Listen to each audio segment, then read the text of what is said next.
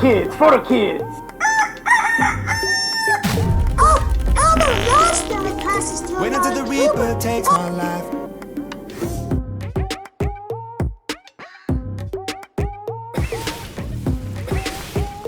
Johnny Ballgame, Sir Poops-a-Lot, and the Fantasy Reaper are about to deliver humor and fantasy gold at the same time. Crush your opponent with a smile. It's Fantasy Sports Island. Welcome to Fantasy Sports Island. Welcome, Johnny Ballgame. Good to be here. Good to be here, Chuckles. What's going on, brother? How are you doing, John? Man, I'm alive. Let's just say that. I am alive, and it's football season. So, really, can it be better? It can't get better than that. There are football games on as we speak, but here we are recording the show for you anyways. That's how much we're dedicated to you, our viewers. You're Tony, welcome, America, you're welcome. You're welcome. Tony Sir Poops-a-Lot. How's it going, brother? Good. Good to see you guys. Good to see you. I'm getting excited. I am pumped. We are less than 30 days away from opening day for the NFL, folks. And that means draft season is just beginning. I suspect in the next couple weeks, drafts will begin for everyone. And all the way up until Labor Day, people will be drafting. And we'll be here giving you advice the entire way. We are the inventors of the PPR. You're welcome. Seriously. 25 years ago, we all sat in a room and decided how we could make the league more interesting and get running backs to score points beyond just touchdowns. And lo and behold, we invented like wildfire. And it did. It spread like wildfire. Welcome to the show. I am the Fantasy Reaper, Chucky B. We do this every week. So you want to hit that like button, hit that subscribe button, and hit that notification bell. Every Saturday morning when you wake up, grab your coffee, sit down, flip on YouTube. Fantasy Sports Island will be on for you. We're not even going to do news and notes today because we have a top 12 show for you. We're going to go over our top 12 quarterbacks, top 12 running backs, and top 12 wide receivers. And we're going to talk about the guys that just missed our cut. But our rankings have been updated since the last time we did this, so we want to discuss that because a lot of people are getting ready for their draft. So perfect time to talk about the top 12 guys that we think as a consensus on the channel. So we're excited about that. And at the end, we're going to do another Draft 101 segment, just discuss things, strategies that might work in your draft for you beginners. So welcome. You guys ready to go? Let's do this. All right, Johnny, here we go. Top 12 quarterbacks, running backs, and wide receivers. Let's start with quarterbacks. Where else would you start? Where else would you start? Where else would you want to start? We're going to update our rankings as a channel, the consensus. And things have changed quite a bit since we last did this. Number one, Tony, who do you think it is? Marcus Allen. Oh, no, that's the wrong Allen. Of course, it's Josh Allen. Of course, it's Josh. And you remember last year, I was like, man, I don't buy it. I don't think he's going to even make it into the, maybe barely the top 10. And then here I am this year. He's my number one, number one dog. Interesting. You know who's doesn't have Josh Allen as their number one? Johnny Ballgame. Johnny, you don't have him number one. You have Joe Burrow number one. Yes, I do. Explain to the people why Joe Burrow is your number one over Josh Allen. Because he will be the single highest quarterback at the end of the year in points. He's going to throw over 5K. He's going to throw over, 35 touchdowns this year. I mean, it's the insanity of what he's going to do in that Bengals offense with those receivers, running back, an upgraded line, just as equally a good tight end. I mean, seriously, I love him. Well, if Joe Burrow is going to outscore Josh Allen, he's going to need more than 35 touchdowns, John. He's going to need upwards of 45. I think maybe he'll get that. I think he could do that. You I can mean, get it's that. possible. Easy. It's in the realm of possibility, but this is why I like Josh Allen as my number one, because the man will not only throw for 4,000 plus yards and probably 35 plus touchdowns, he will also rush for near 1,000 yards and add 5 to 10 touchdowns on the ground. And with the added weaponry they have, if he just, has a few extra passing touchdowns this year, I mean, it's going to be like a fantasy season to remember. And that's why he's my number one. Tony, why is he your number one? For exactly what you just said. He'll probably get 7 or 8 rushing touchdowns. And, as you can see, the way at the end of the season and those shootouts, man, are so impressive that I have a feeling he's going to have a couple games where he throws for 5 TDs. I really do. I agree. But I can see that for Joe Burrow, too. Joe Burrow is not far off. He is our consensus number 2. Joe Burrow, the first half of last year was very vanilla, mediocre. And then as he started to get healthy and the Bengals trusted him more and let him kind of rip, he went off. He had some monster games in the playoffs, won some championships for people. John, it's going to continue. Yeah, so I mean, he got a couple of rushing touchdowns last year too. I mean, Josh Allen got 6 rushing touchdowns. He had 2 rushing touchdowns. So, and remember, he's coming off a reconstructed knee. That was the season right after an injury, and he threw for 4,600 yards. He's going to easily get 5,000 yards this year. There's just no doubt in my mind.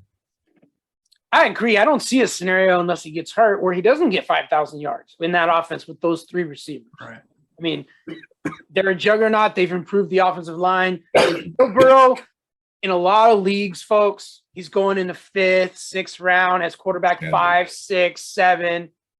Don't listen to those people, folks. He's not going to be a quarterback 6 or 7 this year. He's going to be top 3 guaranteed. And if Johnny's right, he's going to be your number 1. And I'm talking about in all different scoring formats. The man could put up a historic season. So get ready. Get your popcorn ready, John. Oh, I'm ready. Oh, I'm ready. He's ready. Number 3 is Justin Herbert. He is my number 2. I have Burrow 3. I believe, Tony, you're the same. I have Herbert 3. You have Herbert 2, according to the rankings you gave me, and you have Burrow 3. Would you like to switch it? My bad. No, I'd leave it. I can't even read my own handwriting. So Justin Herbert, it's very similar to Joe Burrow with all the weapons that he has. Yeah. Plus, like Josh Allen, he runs the ball a little bit too. He's capable of a 5,000 yard, 40 touchdown type season as well. I think either Allen, Burrow, or Herbert, either one of these guys could be the number 1 quarterback this year. And that's why they're in our top 3. Herbert actually had more points than Allen last year in our format. He did. Quick coughing. God, I wish I could. All right. So the guy that has fallen the most since last year is Patrick Mahomes. He's our number 4 consensus. And believe it or not, we had Patrick Mahomes ranked lower earlier in the offseason, and we've kind of bumped him up. John, you didn't even have Mahomes in your top 10 originally. Now he's your quarterback 4. What changed? I've seen a little bit of training camp. I've seen some stuff come out, and then I started thinking about it. Like, it's still Mahomes. That division is going to be super tough. I think they're just going to have to throw a bunch to keep up. I know they started a run last year, and that helped them a little bit, but I think he's going to spread the ball around. And it's P. Mahomes. I mean, I think he's going to have a little bit of a bounce back year. Yeah, and we all have him ranked at 4. So I think that's fair. I think that's the industry standard, has him at 4. It's about right.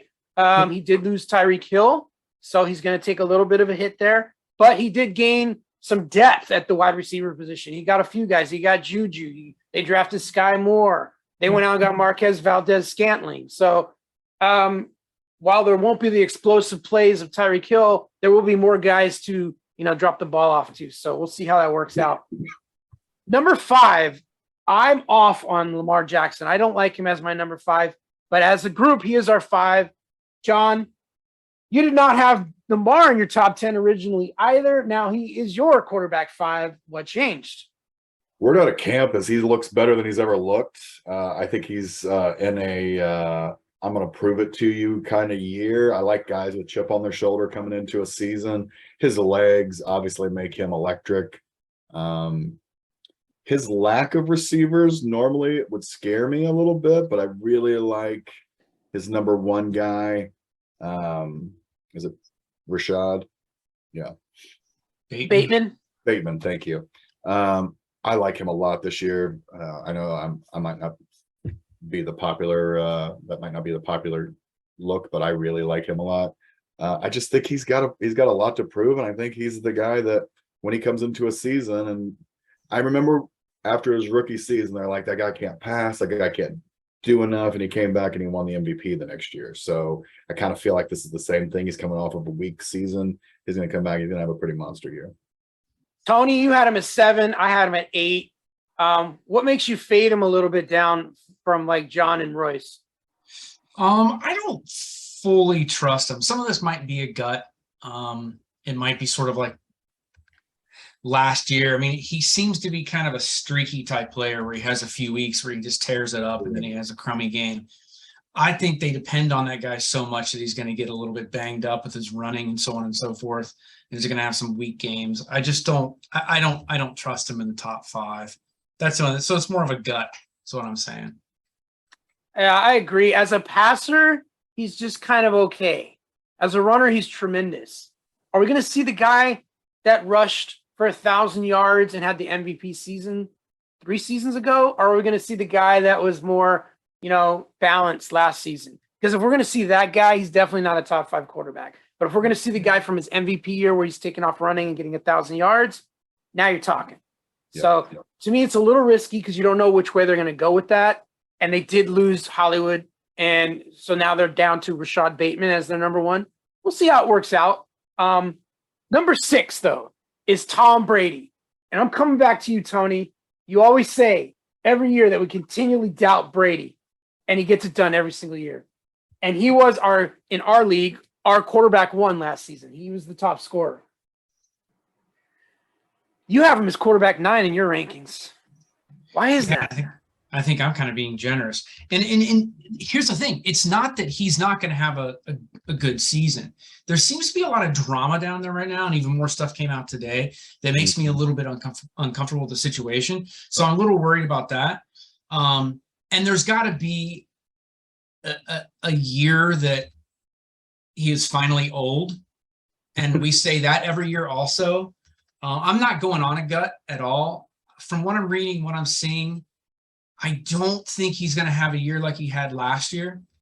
I don't see it at all. And I'm not getting a lot of excitement either. It sounds like there's a lot of drama down there. It's making me uncomfortable. So I don't think he's going to do it well. Tony, tell us about what happened today. Like, Brady's on leave right now at the moment. What have you heard? We don't quite know, but there's a lot of rumors going around about possible divorce, which I didn't know there was issues. I mean, there's been some stuff for the past couple of years that you got to retire or, you're going to piss off the wife and kids, and then they blow it off and everything seems fine in front of the camera. But there's a few more rumors lingering right now that he's having some trouble in paradise, which is his home life. And if that's the case, to take 10 days off, that's a little fishy too. It's like, I need 10 days off to make up with my wife. I don't know what's going on, but it just sounds like there's some drama down there. The Dolphins thing makes me nervous, if you know what I mean. I don't know. I don't like the situation right now. Yeah, I've been saying it the whole offseason. Something's fishy. He retired, he unretired, he got the coach fired, or the coach just decided to retire. We don't know all the ins and outs, but a lot of stuff's been weird. Also, this was a planned administrative leave for Brady. He and the coach had talked about leaving at this point of the offseason and coming back after their next game. So it's about a 10-day window. It is strange because Tom Brady's not the type of guy that says he needs time off. He's a workaholic. Right. I'm a little concerned. Also, I'm concerned about the offensive line. Go ahead, John. It sounds like coach speak. It sounds like a spin to me, because then it comes out that he's maybe going through this divorce that wasn't planned before the season. You know what I mean? Like that's weird to me. Oh, by the way, coach, when we get about 3 weeks into camp, right before the first two games, I think I might be having divorce problems and I'm going to take 10 days off. Is that cool? Like, it doesn't make any sense to me. I with you. If I'd have heard that news before I sent you my rankings, I would have ranked Brady lower. I think where we have him ranked is fair, though, because the inherent risk and what we're hearing and stuff, it's kind of calculated and baked into his ADP for us, our rankings, because Tom Brady was our number one last year. He still has a lot of weapons, but with the offensive line trouble and the what's going on with Tom Brady right now, I think 6 is fair. We've got 2 receivers injured, too. Yeah, he does. He has Mike Evans has a hammy, and Godwin's still coming back from his injury. Also, Russell Gage. Russell Gage, yeah. Yeah, he's hurt too. So they're not healthy. Their offensive line's banged up. It's a little shaky. But again, don't doubt Tom Brady. Don't do it. But at least he's got Leonard Donut. Yeah, Leonard Fat Butt. All right, number 7 is Dak Prescott. And he's bumped up quite a bit for us over the last few weeks. I originally had Dak ranked outside of my top 10, but now I have him as my eighth ranked quarterback. And the reason is I simply believe the Cowboys are going to be playing from behind a lot this year, and that means he's going to throw. Exactly. I just don't believe in the Cowboys. I think they've lost too many weapons, and they will play from behind, and that'll be good for Dak. It's exactly how I feel. That's why I got him down as 5 or 6 now. Like I wasn't really feeling that earlier. He had some monster games last year where he looked like he was gonna, throw for 5,000 yards. But I like what you said, and I feel the same way. Playing from behind, big scoring games, having to catch up. Yep. I think he's gonna have some big games. I'm excited. Yeah, you moved him up to 5, so no doubt. Yep. All right, I want to go to John. We're going to talk about our number 8 quarterback, and that is Russell Wilson. Just tell me your gut feeling about the whole situation with Denver and Russ. I like him. I didn't have him that high. I had him down at 12, but I like him a lot this year. I like him a lot more than I've liked him the last couple of years in Seattle. I just think he's got better weapons all around. Now, granted, he doesn't have a DK Metcalf, but he's got, I think, really good receivers there. I really like the young tight end that nobody can pronounce his name. His running game is the best he's ever had with Javonte and the cock blocker, who, by the way, Chuck pointed out is a little injured right now. We're all a little bit Banged up. nice. Anyway, but yeah, I like Wilson. And again, he's going to prove it. He just gone to a new team. I remember Peyton Manning when he went to a new team and it just happened to be Denver, and then he kind of took off again. So I like it. I like him there. Who's he going to favor, Cortland Sutton or Jerry Jeudy? I really like Jeudy this year. I really like Jeudy. I like those quick hitters. I like him taking off. I like him playing in the slot and on the outside. I like Cortland Sutton. I've always liked him. He let me down last year, but I've always liked him. All right. I think Jeudy. All right. Our number 9 is definitely not John's number 9 because he didn't even have him on his list, and that's Kyler Murray. I'm a little higher on Murray than the rest of you guys. We all had Kyler Murray ranked within our top 8, except for you, John. You didn't even have him in your top 12. Why? I don't believe in him. Anybody that they've got to put that clause. First of all, even before I heard about the contract, you all know, anyone who follows the show knows I am not a Kyler Murray believer.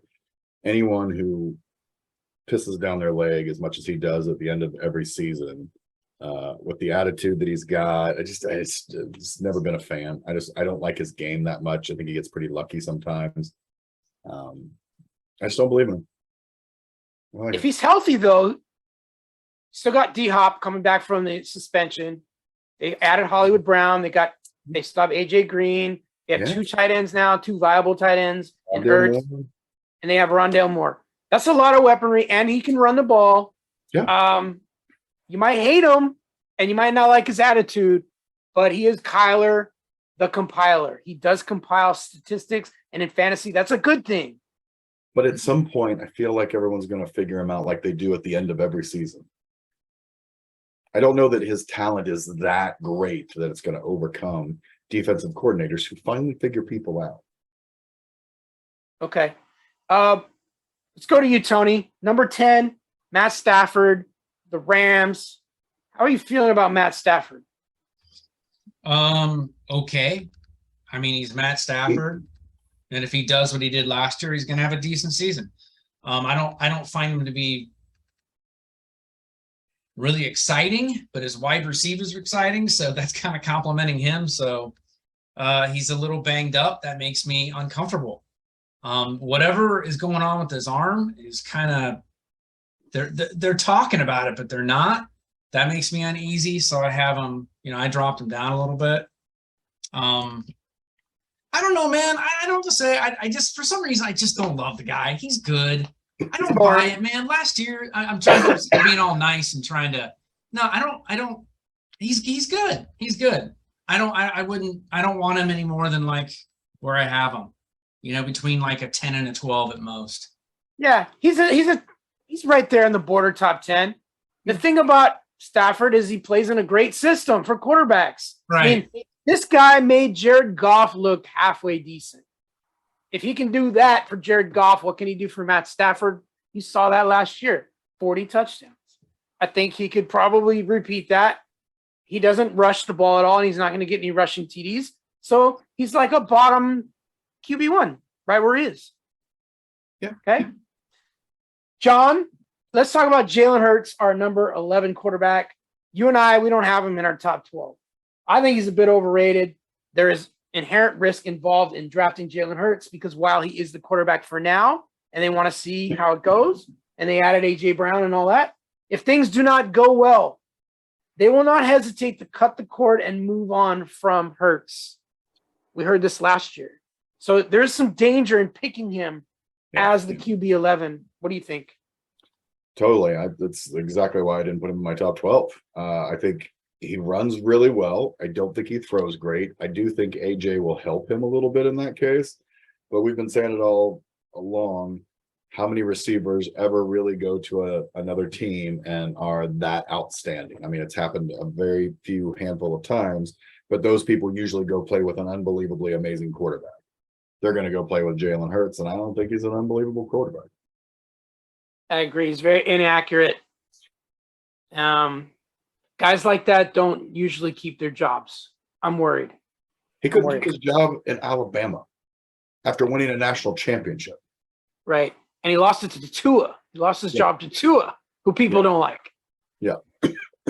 Tony, number 12, the final QB1 in our rankings is Derek Carr. John and I and Royce we're high on Derek Carr. You're not.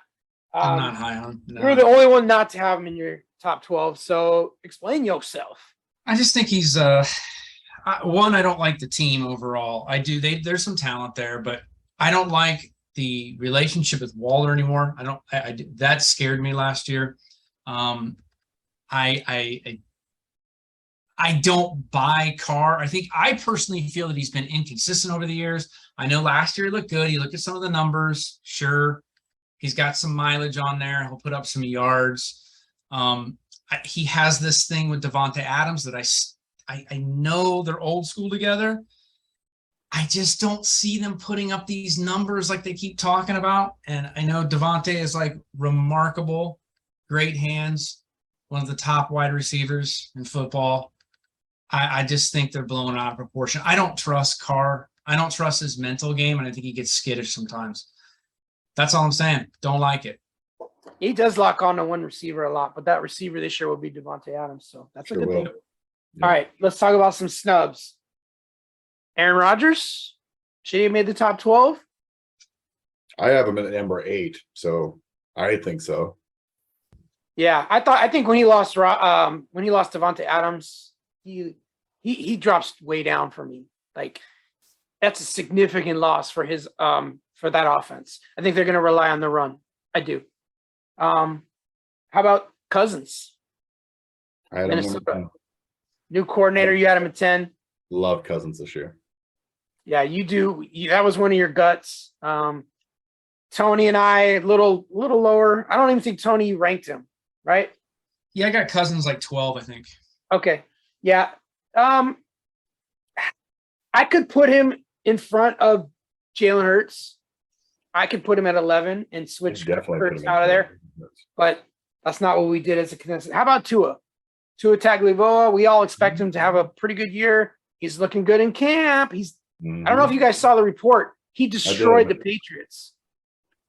No, In- Tampa. Excuse me. Wasn't it? It was the Bucks. Yeah. He destroyed the Bucks defense in 2 different practices. So They said he threw for over 5 touchdowns today. The one reporter lost count. wow. Trey Awesome. Lance. Anybody believe in Trey Lance? No. No, you got to see it first, huh? Yep. Yep. All right. Those are Let our me ask. top. Let me Yeah. ask you guys this though: if you're talking about the top 15 here, like everybody we just discussed, there's a few people, going at their ADP or whatever position you guys have in. There might be some questions there, at least for me. Like I worry about a Kyler Murray. I worry about Lamar Jackson a little bit. Obviously I'm not big with Carr, but I really like all those QBs enough that you can build around one of those guys and still come out on top and have a good team. There was some guys last year and the year before from 10 through like 15 or 10 through 20 where I was like, I don't want any of those guys. Yeah. These guys, I wouldn't lose sleep over if I had to grab, Kirk Cousins or completely Tua agree or with you. whatever. Yeah. Actually, Chuck and I were having this conversation the other day. If I don't get the one elite quarterback that I want, I'm probably going to wait a little bit. I'm going to Exactly. other people Exactly. because I think there's good quarterbacks to be gotten in 6th, 7th round. Absolutely. There you go. All right. Let's move on to the running backs. Start off. Consensus number 1 all across the board is Jonathan Taylor. Some people like McCaffrey, but most people will just take Jonathan Taylor. Safer pick. We all like Taylor as our 1. John, you did have McCaffrey at 1 earlier, but now you flipped it. You like Taylor as your 1. Is it just because of the injury concerns? Yep. It's literally it. If there were no injury concerns, McCaffrey would be at number 1. And do we think the offense is going to change at all now that Matt Ryan's in there, or is it still going to be Jonathan Taylor all the way? I think it's still going to be JT. I mean, think about it. Wentz didn't have a horrible year from a statistics standpoint last year. He just pissed the bed on his way out of the season. But Taylor still went off last year. He did. All right. Pretty easy. If you're picking number 1, like I am, let's take Jonathan Taylor, right? JT. But some people might want to take Christian McCaffrey because, as I've said before, not only in his career, but last season, per game, when he plays, he is the number 1 running back in fantasy football. There is inherent risk with injury. We've seen it in the last 2 years. Tony, you have McCaffrey at 5. Yeah. Tell me why. Talent, he's number 1. But again, he's been glass for 2 seasons. I just can't risk that. And for me, 5 is a pretty big spot to have him in. I still think it's risky. I don't like it.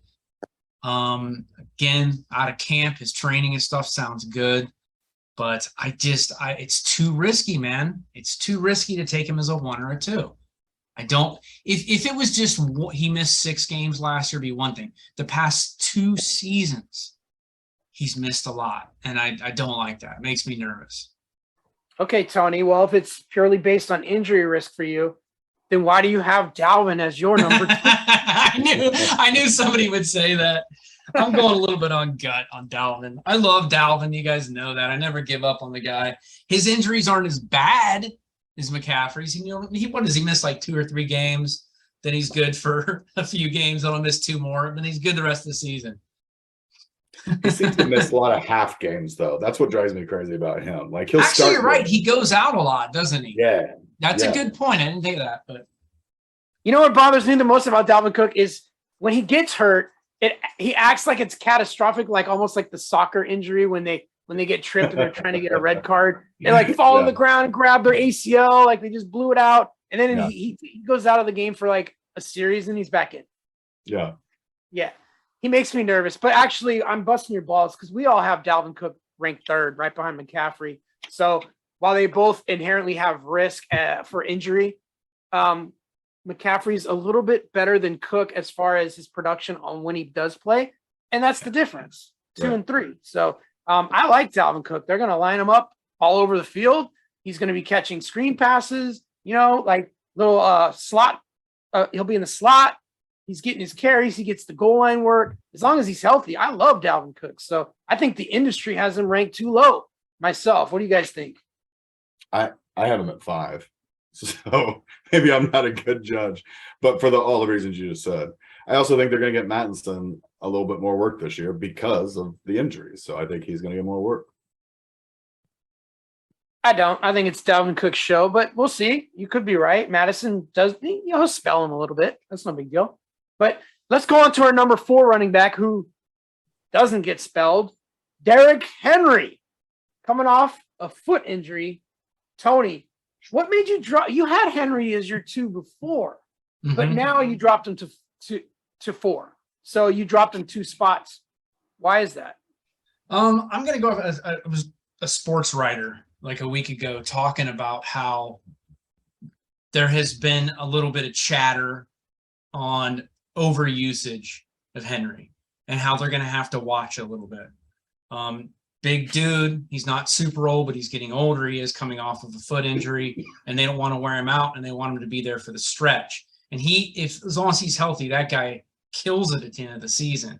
So 2-3 years ago, we wouldn't question that. Now they're starting to question that slightly, like, let's keep him healthy. So I had a feeling that he may get a little less action. The team that he's on and the way things are going with the changes and everything, you would think that he would get the ball more, but it sounds like he may not be. Okay. I'm like, I know, John, you're considering, like, I love him. I know you do, because first of all, he's in Tennessee, where you're from. But yeah, but that's not really a homer pick because I'm not necessarily a Titans fan. I mean, I like the Titans now just because I watch them a lot, but I'm a Bears and Bengals fan through and through. I've just seen him up close too much, and he got a rest last year. So yeah, we can talk about overusage and all that. The guy only played for half the season, and then he got to rest the rest of the half the season. And it's a broken foot, John. It's not a torn ACL or some ligament damage. A foot will heal. It healed. He was ready for the playoffs. He got a whole half season of rest. He's ready to go. I like Derrick Henry. Yeah. All right. Number 5 is Austin Eckler. We all stayed so consistent with where we ranked Austin Eckler before and after. Royce had him 3rd before. He still has him 3rd. John, you had Eckler 7th before. You still have him 7th. I had Eckler 6th. I still have him 6th. Tony, you had him 3rd. You still have him 3rd. We're consistent. I've discussed what I think about Eckler. I think 5 is fair because he's super productive, but he's not going to get 20 touchdowns this year. It's just not going to happen. So he's also only made it through one season healthy. So that's right. And he missed one game last year. Yeah, you want to talk about McCaffrey, you want to talk about Cook. I put Eckler in that same category, only not near as productive as those guys. Yeah. Okay. And we love Austin Eckler. I mean, the guy can do one-arm pull-ups. I mean, come on. All right. Najee Harris is our RB6. I moved Najee up from running back 8 to running back 5. Tony, you moved him up from running back 8 to running back 6 since the last time we ranked. For me, they just don't have anyone else. They were talking about spelling him and getting him help.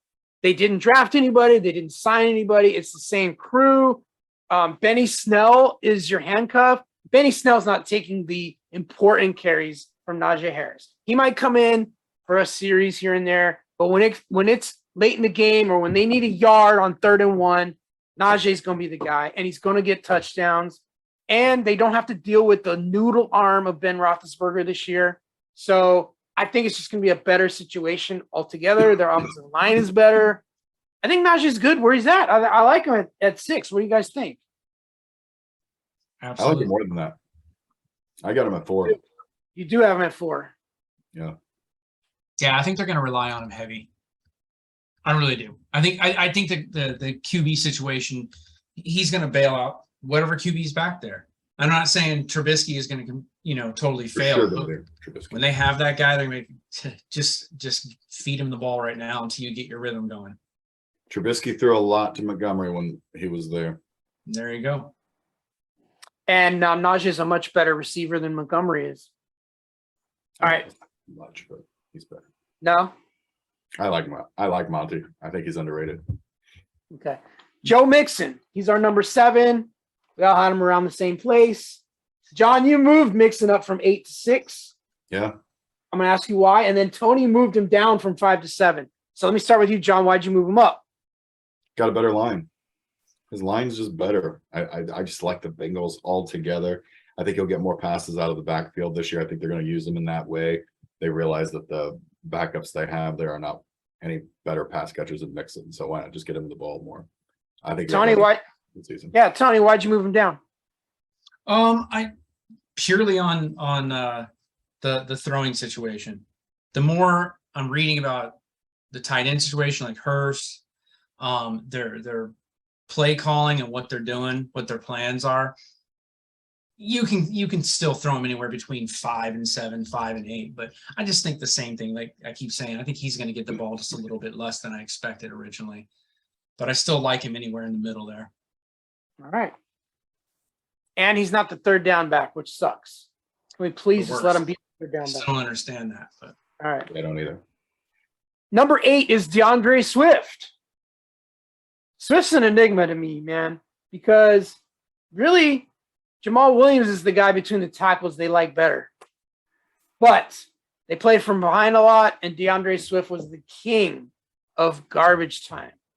He got so many points on dump-offs from Jared Goff playing from behind last year. Do we think Detroit's that much better where they won't be playing from behind, John? No, I mean I like Detroit. I like Detroit. I think they'll be better this year. I think they'll get more wins, but they're going to still be playing from behind. And I think they started to figure out how to use Swift toward the end of the year last year. I really like Swift this year.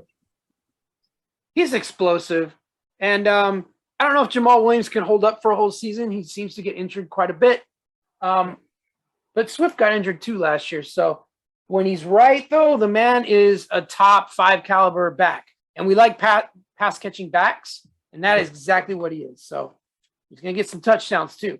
Let's go on to number 9. Our running back 9 is Saquon Barkley.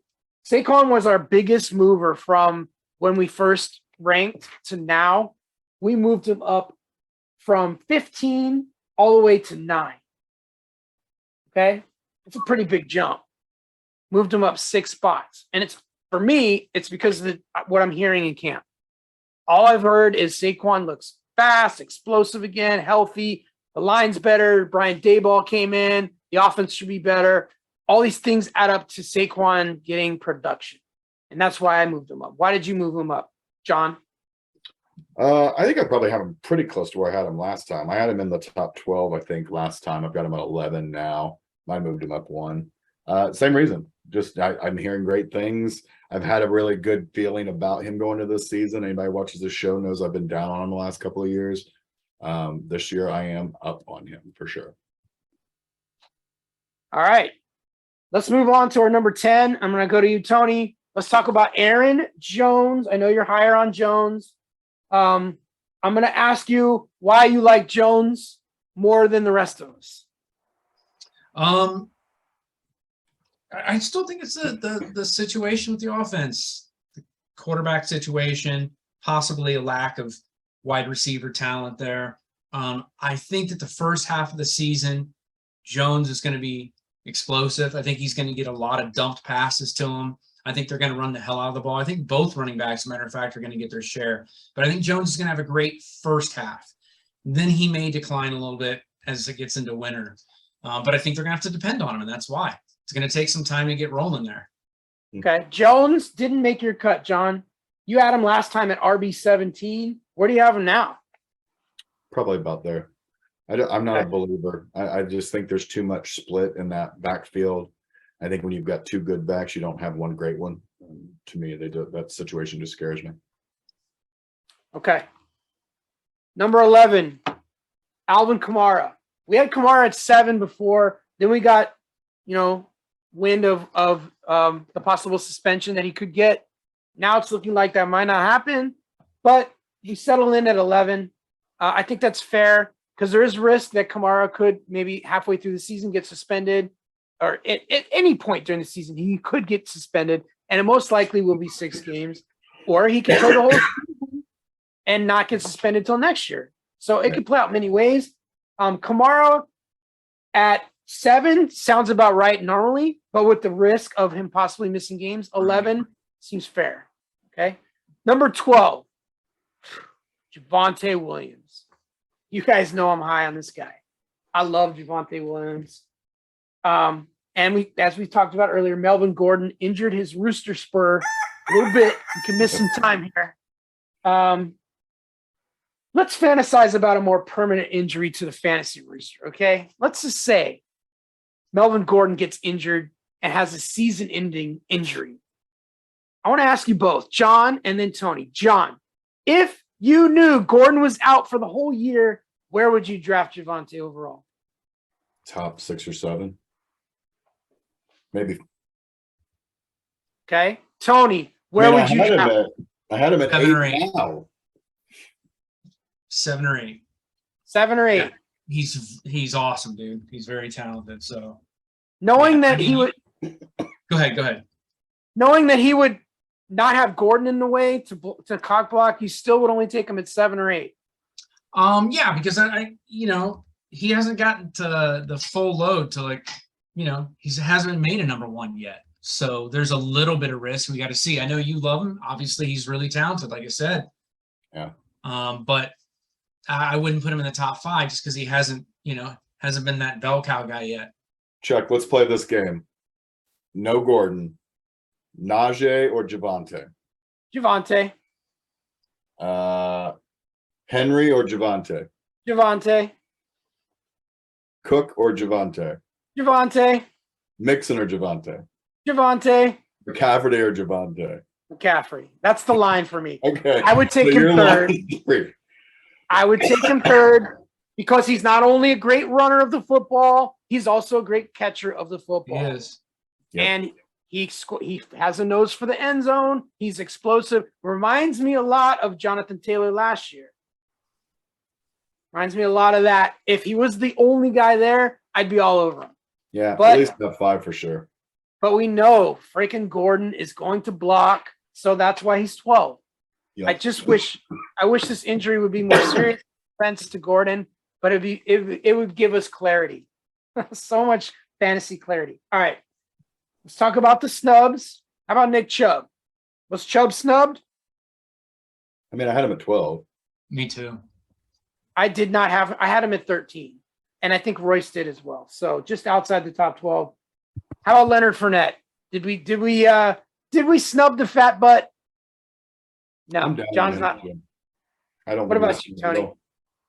Yeah, I feel the same way. Yeah, I don't like his attitude either. Worried about it. Fat boy bugs me. James Conner finished top 6 last year. Are we snubbing him? I've never believed in him. I didn't believe in him last year. I thought he got kind of lucky last year. He won't this year. Nah. And last one, I think we snubbed him. Brees Hall. Oof. He's such an unknown. I mean, it's just like how much of that backfield is he going to get? I mean, he does have a couple of guys to still deal with out there. I mean, not like he doesn't have anybody to go against. Yeah, I think he's going to be a top 5 back this year, or at least top 10. But we'll see. There is some doubt there, and Michael Carter's still there, so we don't know how that's going to play out. And technically speaking, he's second on the depth chart right now behind Carter. So I don't believe that's true, but whatever. All right, let's move on to the wide receivers. Okay, the industry standard is Cooper Kupp is wide receiver 1, but you're watching Fantasy Sports Island, and we think differently on this show. Maybe not though, because all 4 of us, Royce, myself, Johnny Ballgame, Sir Poops a lot, we all have Justin Jefferson as our number 1 wide receiver. Of course, that makes it our consensus number 1, Justin Jefferson. Do we know why? Is it just because we don't believe Cooper Kupp can repeat, or is it because we think Jefferson's about to explode? I'd like to take this. I think he is about to go bonkers. I was listening to an interview with him today, and he said, all last year, I kept going, how does Cooper Kupp get that open? Now I know. Because he's talking about his coach just came over from there, and he said he is open constantly. That guy is about to go bazongas, and it's the reason I love Cousins so much. I'm telling you, just this Vikings offense, they will be first in the AFC North or NFC North. I'm glad you brought that up. I really am. The guy that got Cooper Kupp open is now the guy on the Vikings getting Jefferson open. Just keep that in mind. That is why we like him at number 1. Tony, why do you like him? And I think, we're all talking about Allen Robinson. He looks really good. I think they're going to try and do a little bit of a different game plan.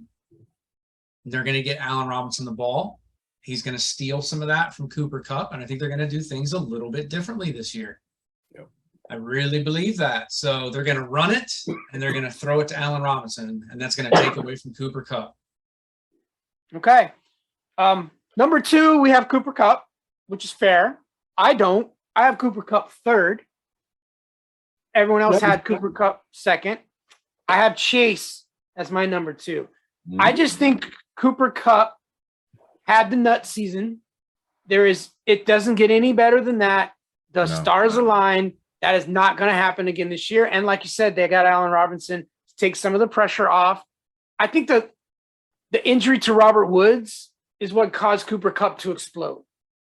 Because they had no one else. They had to rely on him until they got Beckham. And Beckham was good, but they really, really relied on Cooper Kupp. This year, they're going to spread it out.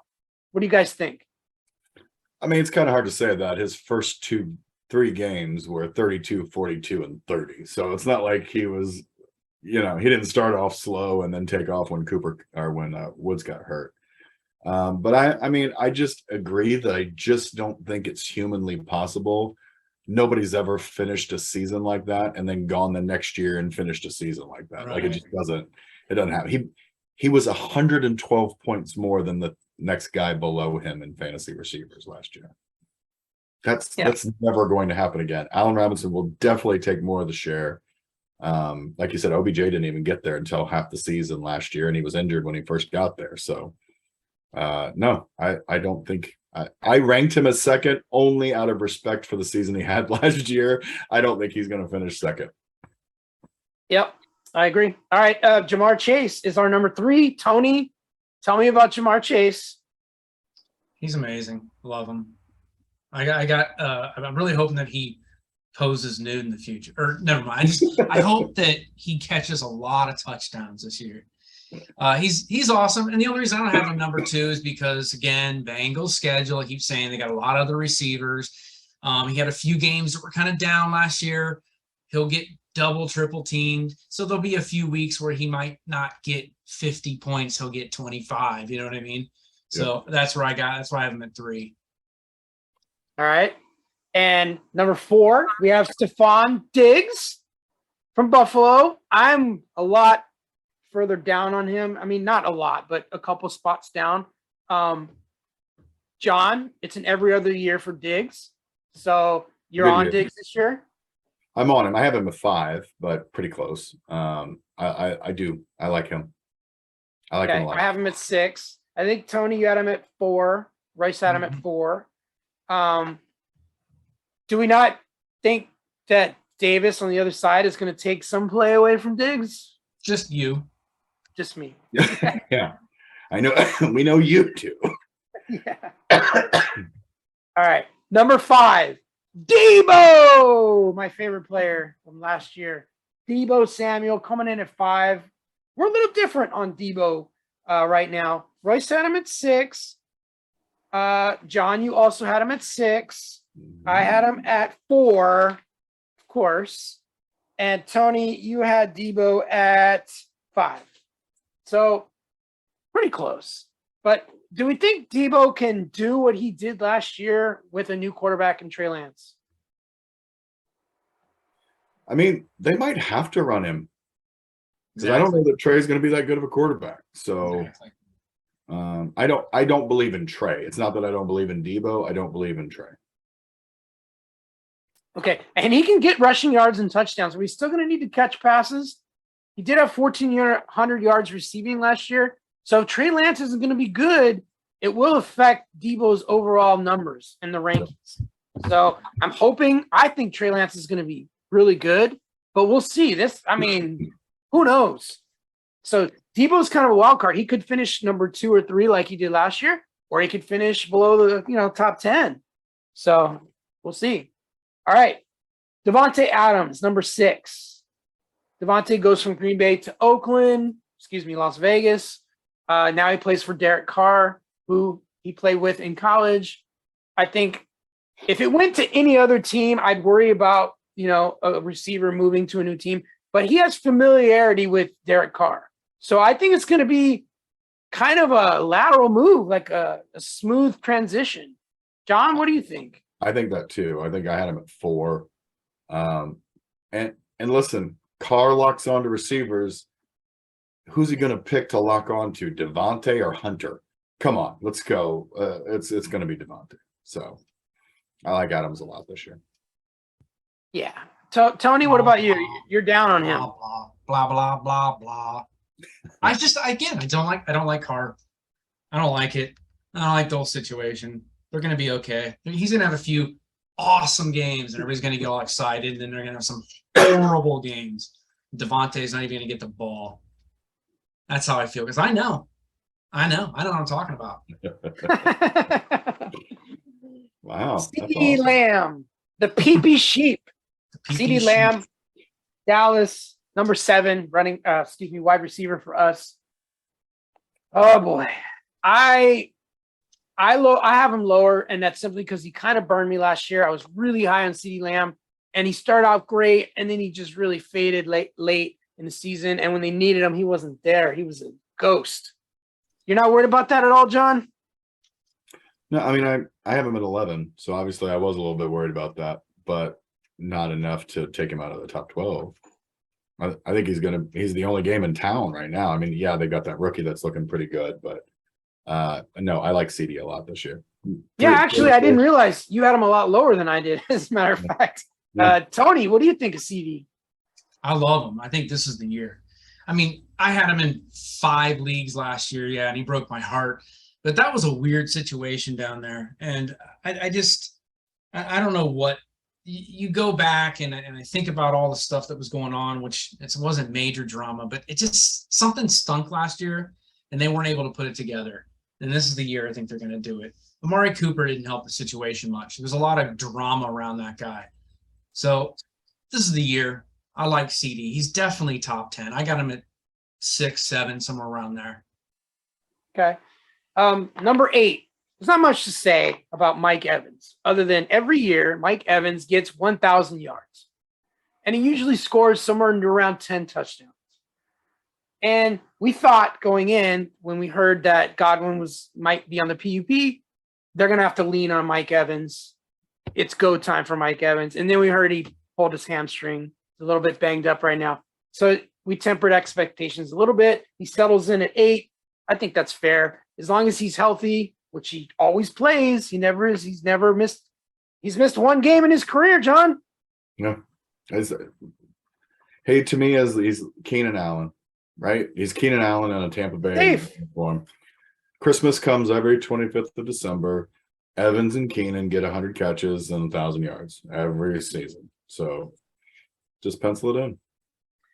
Number 9, Tyreek Hill, going from Kansas City to the Dolphins. So far, it's been outstanding in camp, according to reports. Both Waddle and Tyreek Hill have been explosive. Tua's hitting everyone everywhere. It's great. Everything's fun. But once the season starts and the lights go on, is Tua going to be able to make Tyreek Hill the guy that he was in Kansas City? Yes. I agree. Tony? Sounds like it. I wasn't quite sure a couple weeks ago, but it's sounding much better. It's looking much better. There's confidence there. There's chemistry there. So, yeah, sounds pretty good. If Tyreek Hill was still in the Chiefs, we'd probably put him in the top 5 at receiver or close. But because he moved to a new team, we bake that into the rankings. He's at 9. I think that's fair. But I think Tyreek Hill is very capable of a top 5 wide receiver finish. I mean, I've got him at 7, so obviously I believe in him. All right. Michael Pittman is our wide receiver 10. None of us had Pittman ranked in the top 12 when we first did our rankings, but now we have him. We have all of us have him ranked in our top 12. What changed? What news came out that changed our course on Pittman? What is it? Can Honestly, anyone explain this? I think we just started talking about him more. Like you start to go, what about Pittman? I think I brought him up as he was just outside my top 12 last year, the last time we did these rankings. And I couldn't think of a reason I didn't have him in the top 12. Like, I think he's going to be fantastic. So he's my number 12 this year. At this time. When I went and looked at Matt Ryan's career, if you look at the wide receiver 1 on all his teams, they had their best career years because Matt Ryan throws the ball a lot to his wide receiver 1. Yep. And that's why I like Pittman. I just came to the realization, like, this guy's young. He's 6'4", he's huge. And Matt Ryan is an accurate quarterback. It's gonna work. He's fast and quick too. Like he's really nice on the run. He fits right in Matt Ryan's wheelhouse. I'm with you. I just think he's got a great year. Is this his 3rd season? No, he was a rookie last year, was he not? No, I think actually. No, it's his 3rd season. You're right. Season, yeah. Because I remember him looking decent with Phillip Rivers, I think. I think that's kind of what got him on our radar. Yeah, you're right. And then, so let's look at it this way. Phillip Rivers had a good year, but he's on his way out. Weaker arm than Matt Ryan has. Yeah. Wentz is all over the place and inconsistent. Matt Ryan still has some fluid in that tank. So this might be the year that he gets a little bit better QB. Matt Ryan's better than the last 2 QBs. So this could be a great year for Pittman. Good point.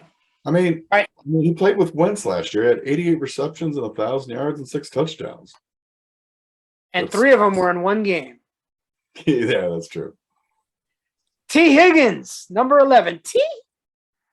Tony, can Joe Burrow support 2 wide receiver 1s on the same team? I don't know. I don't. He can, but I don't think so. I have him in the top 15. I don't have him in the top 12. I think he's just out of it. There's a couple guys I'd rather have.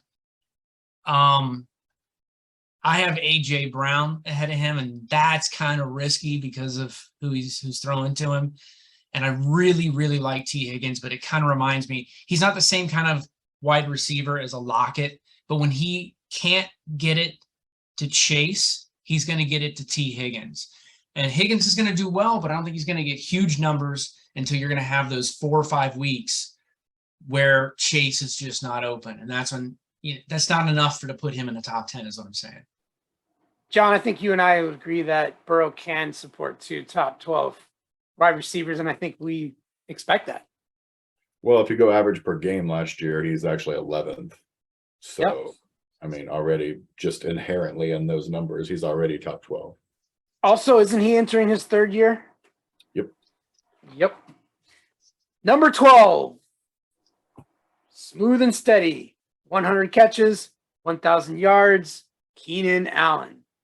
And that's why he's number 12. He didn't finish in the top 12 last year, but he got his 100 catches and 1,000 yards, and we know he'll do it again. He's a safe play. You put him 12th, right? He'll be right on the border between the right wide receiver 1, wide receiver 2. He'll be right there. So, safe play, just like Mike Evans. All right. Anything else? Let's talk about the guys. Well, first of all, let me talk about Gabe Davis, because I had Gabe Davis in my top 12 last time we did the rankings, and I oversold Gabe Davis. I have to adjust him down significantly. While I still view him as a wide receiver 2 this season, I think he'll finish top 24. I no longer have him in my top 12. I have him as my wide receiver 21. I think I just got overly excited. I watched too much of that playoff footage where he had 8 catches for 200 yards. But I'm starting to realize they have so many mouths to feed in Buffalo. Yeah. It's not all going to go to Diggs. It's not all going to go to Gabe Davis. They got Cook. They got Dawson Knox. They got Jamison Crowder. There's just too many mouths to feed. They're going to spread it out. So I just don't think that by spreading out that much that Diggs and Gabe Davis can both be wide receiver ones. Yeah. That's all I'm saying. Where do you have him now? 21. Okay. I think that's fair because I do like the upside, but I'm not willing to draft him as a wide receiver one. No, I'm not. All right, snubs. Allen Robinson. Did we snub him? I don't think so. I think he's top 15, but when you got Cooper Kupp on the other side, it's a little hard to, it's like Chase and Higgins. It's because I don't think Stafford's near as talented as Burrow. So it's a little hard for me to say he was a snub. I think top 15, top 20 for sure. But no, I don't think he should have been in the top 12. How the fuck could we snub Allen Robinson after last year's disaster? I mean, he was terrible. And we're supposed to put him in our top 12 the next year? No way. Let's see it first. I do expect Allen Robinson to have a pretty good season. Oh, he's going to have a monster year. I just don't think we snubbed him. A.J. Brown. Tony, did we snub A.J. Brown? That one I sneaked in. I sneaked him in at like 12, and I don't even know really what I was thinking. I don't have faith in it. I love A.J. Brown, man. I love that guy. He was at one point, it was DK Metcalf and A.J. Brown were my two favorite receivers a couple seasons ago. Yeah. I liked him better than Devontae Adams. I loved both those guys. So I guess maybe I'm just a fan over here going, yeah, put him in the top 12. So, yeah, I don't think that's going to happen. In your favor, though, John and Tony, in the reporting, the sideline reporters are saying that Hurts is peppering the shit out of A.J. Brown in camp. Like, he's his favorite receiver by far. It's not even close. So he might get a lot of targets, and I could be wrong. Because he's got a great catch radius, and Hurts is one of the more inaccurate passers in the league. So he's going to go. Oh, there you go. Who's going to make me look really good? The guy who I can throw pinpoint it, or the guy I can throw anywhere close and he'll get it. Yeah. How about Michael Thomas? It's not a snub, but he could finish top 12 if he's reverting to form. Reports are he looks like the old Michael Thomas. I think he could finish in the top 12, but I'm not going to draft him there. Got to prove it first, brother. Yeah. He hasn't been healthy in 2 years. How about DJ Moore? Again, meh. Mr. 3 touchdowns. Yeah. I think we snubbed Waddle. Waddle's awesome. Waddle was awesome last year. He caught over 100 balls as a rookie. Yeah. And I think people think, just because Hill came over, they're just going to throw the ball to Hill and not Waddle. Tua went to college with Waddle. That's his favorite receiver. They're both going to get a lot of targets. If anyone can say he looks awesome today too. Yeah, if anyone could support 2 top 12 wide receivers, it's Joe Burrow and it's Tua Tagovailoa this year. That's my prediction. I mean, what about Mike Williams? You don't think that Herbert's got a good enough arm to support 2 top 12 receivers? Mike Williams is a big ass fast dude. But if Mike Williams does finish top 12, I don't think Keenan Allen will. And Keenan Allen did not last year. So that's what I'm saying. Yeah. Last one. How about Deontay Johnson? Keenan Allen finished 12th last year in total points. Okay, he finished 12th. All right, right on the nose. All right, Mike Deontay Johnson. I think Deontay Johnson's a snub. Yeah, Tony, you think he's a snub? Yeah, unfortunately, yeah. Yeah. All right. Well, we'll see because he's got a new quarterback, so it might be different. Ben Roethlisberger loved Deontay Johnson, but things have changed. All right.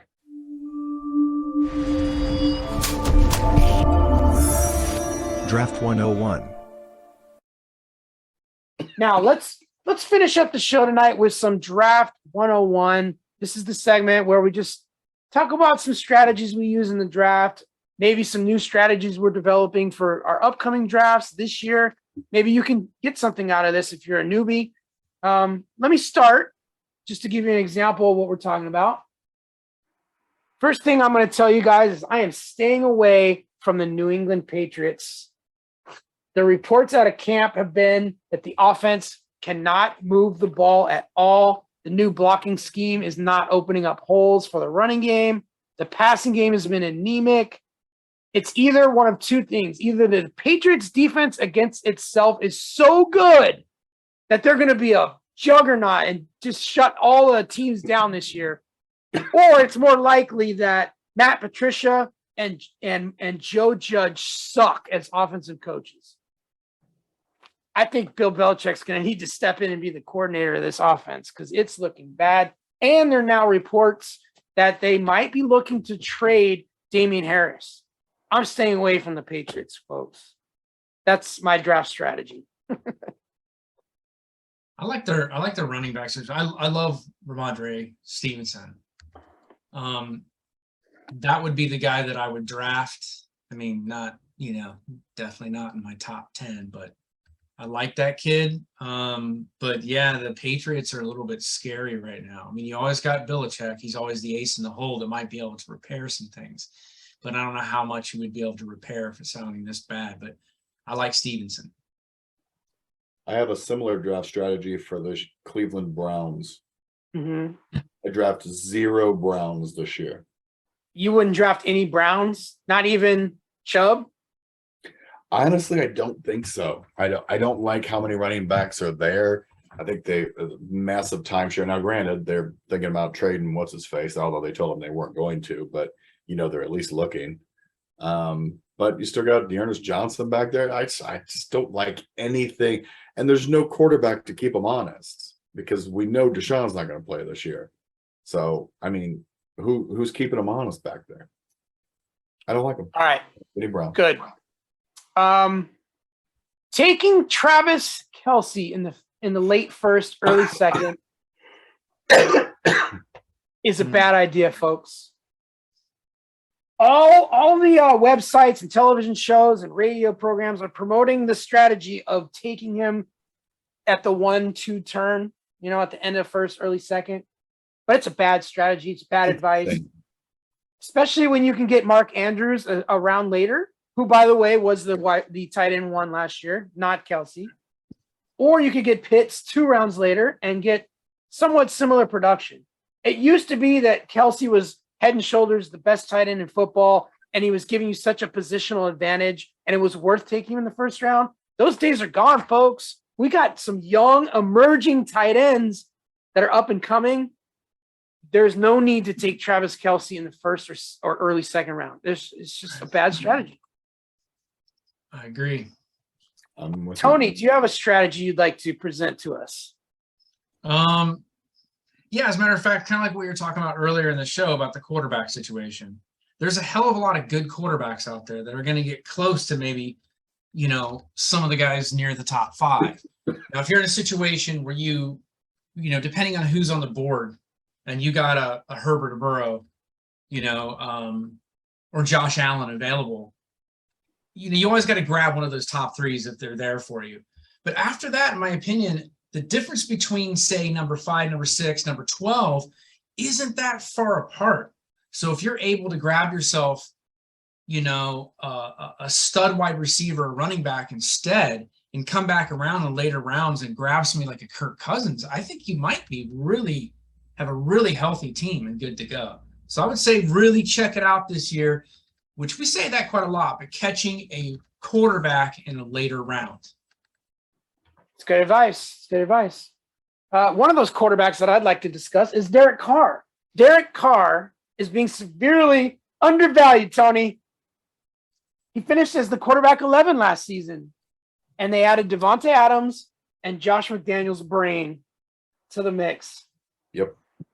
He was already a top 12 quarterback last year, and now he's being drafted as a mid to lower end quarterback too. I don't understand that. You could use it to your advantage if you wait on a quarterback and draft him as your backup if he's still there in the 10th round or later. Or you could do like you're saying, where you wait on quarterbacks and get him as your QB1 later in the draft. I think that's a good strategy. I think Derek Carr could easily finish top 10. John, give me another strategy.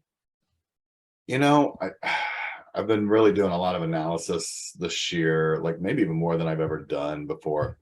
I think running back is as thin a position to me as it's been in a long time. The true bell cow, number one running back. There's just so many timeshares out there.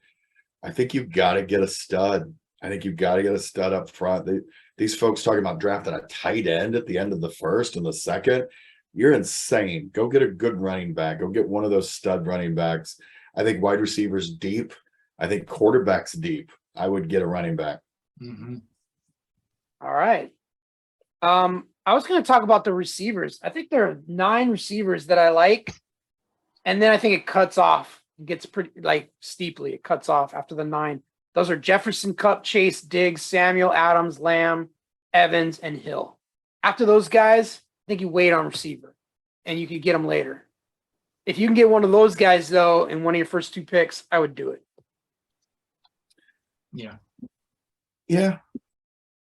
But I don't know that I agree that there's a bunch like I like the receivers 10 through 20. I think they're just as likely to get the same amount of points as receivers 5 through 10.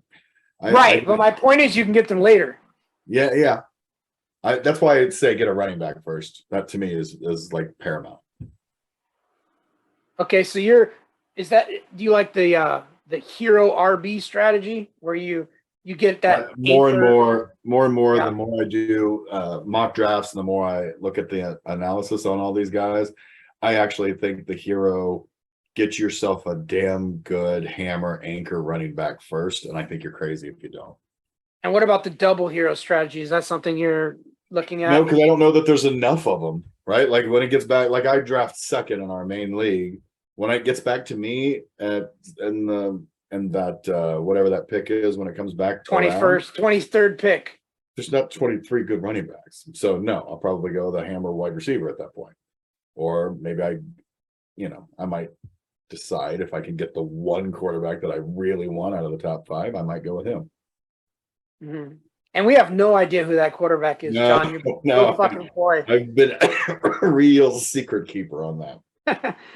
Tony, I'm big on being a leader and not a follower. I like to zig when others zag. For instance, if you're drafting 9th and running backs, like Johnny said, those top hero running backs are flying off the board, I go grab one of those top 9 receivers I was talking about, and then I double up on the way back and get another one because I'm zagging. I don't want to follow the leader. I want to be the leader. Is that something you do, Tony? I don't. Not when it comes down to the running back. You know me, I like to take some risks sometimes. I like rookies, I like this, I like that. But I have had seasons where I've done that. But I totally agree with Johnny on the running back depth this year. There's some good running backs later, but they're not going to produce like the top 6 or 7. And it makes me a little bit nervous this year. Yeah. I'm glad in our league I got a different, a good position instead of the normal like 8 or 9. But and I'm not going to sit here and tell you guys I'm going to grab a running back at a number 3 pick because there's some options there. But if I don't get one, and looking at what's out there, I think it's going to be trouble. So this season I don't buy what you're saying. I think it's too risky. Okay, I agree. And if you're drafting 3rd, so we don't know how it's going to go. I mean, obviously Taylor's going to go 1, but 2, a lot of people take McCaffrey, but some people don't take McCaffrey there, and he falls to 3. Do you take McCaffrey at 3? Are you looking at Derrick Henry? Are you looking at Dalvin Cook? Like, there's a lot of options. Or you could go contrarian and take a wide receiver like Cooper Kupp or Justin Jefferson. But I think you're right. I think you have to grab a running back there. If you're at the 3 spot. I just thought of us. We're 1, 2, 3. We are. Yeah, it's fantastic. Yeah, we're 1, 2, 3. I was 1, and John, you drew 11. I drew 11, but then we got a trade. And then somebody came to you and asked to switch. They didn't want the 2. And so you got the 2. It's right in between me and Tony. So hopefully we're not going to be sniping the shit out of each other. Well, we will be. For sure. I mean, let's just be honest right now. Let's look at it. let's just say the number one guy who we know that is, you take Jonathan Taylor. Excuse me. What's left for me and Johnny after that? A difficult call. You got Burrow, you got Josh Allen, you got your Christian McCaffreys that I probably wouldn't take, Alvin Cook, Henry, whoever. Those are important picks. How do you let Josh Allen or Joe Burrow or Herbert out of your grip? It's going to be hard to pass that up. So I'm not liking number 3. And just for the audience, we are a quarterback premium league. Like, our quarterbacks score a crap ton of points. So in a lot of leagues, you wouldn't even be talking about a quarterback till round 3, 4, 5 sometimes. In our league, you get one of those unbelievable, amazing top 3 or 4 quarterbacks, you might want to think about them first or second round. And then who you going to get for running back coming back? What's stopping you from taking Josh Allen at 3 then? Not because I'm worried about the running backs that are going to be left. That's right. So Josh Allen is going to have the kind of season you think he's going to have. That's right. If he's slightly off, then I'm looking at a number 6 or 7th place again. This happens all the time. That's why at 3 you have to take running back. I mean, I'm helping talk you through right now. If I'm number 1, I thought about taking Josh Allen. I'm not going to lie. And then I said, no, I'd be an idiot because what will fall to me at running back at the 24th pick? It's not going to be a hammer running back. Nope. And it's probably not going to be a hammer wide receiver. So I'm just screwing myself there. I'm taking a running back. I think the top 3 picks should be running backs. How bad is it going to hurt? Johnny Ball Game's taking a running back. Yeah. And Tony, honestly, at your position, a good quarterback's going to fall to you. You'll be all right. And I know, but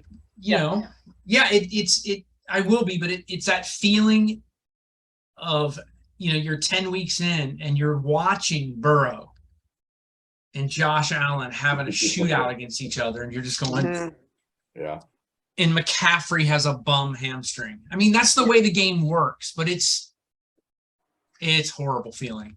And because and you also, I mean, for me, sometimes it's stupid strategy because it's not a strategy, but you'll take a guy or two because you love them and you want to root them on so badly. You just want to watch them play every week. And so as much as I'm not down on Cincinnati at all, they're amazing. But I sit here and a little bit critical of them because you guys know how badly I want a Joe Burrow. I want a Joe Mixon. I want Jamar Chase. Those are my boys. So I'm just like, they got a tough schedule. I'm talking myself out of it so I don't make a bad decision. It's rough. It's rough. Hate this game. I kind of want to get Josh Allen on the way back. Like, I don't want anybody to draft a quarterback and then it gets back to you so that you take Josh Allen, so that I pick right after you and I take Joe Burrow because that's what I really want. I could do that. That would rock. Let's just try and set that up now, guys. Yeah. Yeah, I can tell you that's not going to happen. I know. So anyone in our league, here's my draft advice. Don't draft a quarterback in rounds 1 or 2. Just no quarterbacks rounds 1 or 2 until like toward the end, like maybe 3rd, 2nd pick, those guys. Well, John, if they're watching your normal podcasts, that's what they're going to do because that's what they're being told to do. Wait on a quarterback. Don't pick until round 3 or 4, right? You're hoping. Yeah. So hopefully the guys in our league don't watch this podcast. Right. Well, we know at least one does. We know a few do, actually. All right. All right, guys. That's going to do it for us tonight. We'd like to thank you for watching Fantasy Sports Island yet again. We do this every week, so hit that notification bell and subscribe if you wouldn't mind. If you like the content, subscribe for us. And also hit that like button because the YouTube algorithm likes it when you hit the like button. Right, John? Do that. And I want to thank Johnny Ballgame. Reap, always fun, poop. You're the man. Let's go play some fantasy football. Tony Sir Poops a lot. Thank you, sir. Thank you, guys. Appreciate it. All right, and next week We're going to get back into the divisional breakdowns. We'll probably do some AFC South for you and maybe have a mock draft. Huh, Johnny? So tune in next week. Thank you for watching. We'll see you soon. Aloha.